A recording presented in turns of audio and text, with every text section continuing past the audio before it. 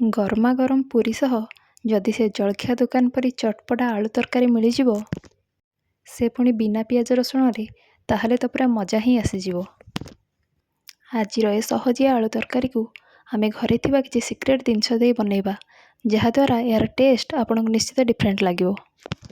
आउ एठी आपण माने देखिकी जानि पारुथिबे ए आलू तरकारी कलर और टेक्सचर एकदम परफेक्ट अछि।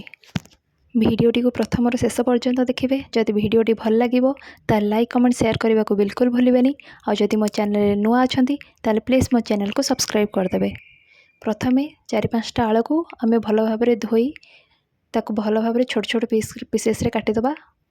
तापर गैस ऑन करी दबा प्रेशर रे किछि पानी देई सब आलू गुडा को आम भल भाव सिझेदबा। देखो हल्का टिके लुण देगी ताकू 2-4टा सीटी देदबा। एबे आलू गुड़ाक आमर सीझी जाइए ताकू एमती चामच रे किंबा हाथ रे दरदरा कर चकटी देबे। जेहेतु गरम थिला मु ताकू चामच रे चकटी देली।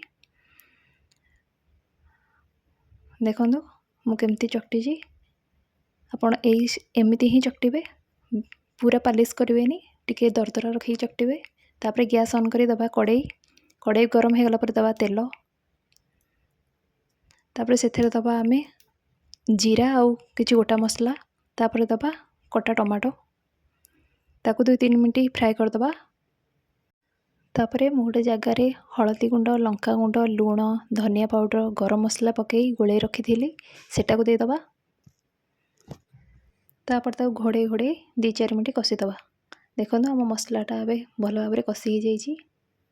तापर से दबा आमे 1 ग्लास पानी देदेला परे आमे ताकू किछि समय छाड़िबा फुटिबा पई। पानीटा भल भाव आग छाड़ीदबा फुटिया को। तापर से दबा आमे टिके लुण आमे मसलार भी लुण देइथिले से अनुसार कम बेसी करके लुण दबा। आपण ये आलू तरकारी को इडली बरा पूरी उपमा सबुथिरे खाई परिबे। थरे मो प्रोसेस रे बनै देखंतु आपन को बहुत टेस्ट लागिबो। वर्तमान पानी देखंतु हमर फुटी आसलाणी। मन रखि था पूरा पूरी भल भाव फुटिला पर ही आम जो आलूटा को चकटिकी रखी से दबा। देखंतु पानी आमर ए भल भाव फुटीगला। तापर आम जो आलू चकटिकी रखी ताकू देदबा। ताकू आउ फुल आंचरे 2-3 मिनट फुटेदबा।